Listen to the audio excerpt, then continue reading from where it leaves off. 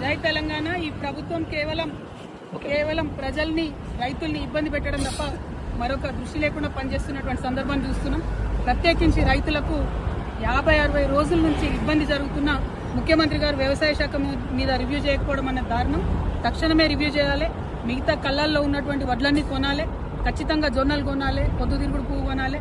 అందరూ రైతులు కూడా ఇబ్బందుల్లో ఉన్నారు. యూరియా దొరకనటువంటి పరిస్థితి ఉన్నది. మరి రైతు ఏడ్చిన రాజ్యం బాగుపడదని అంటారు. ఆ విషయం గమనించాలి. తెలంగాణ రాష్ట్రంలో రైతులు పండించినటువంటి పంటకు తగినటువంటి విలువ లేనటువంటి పరిస్థితి ఉంది.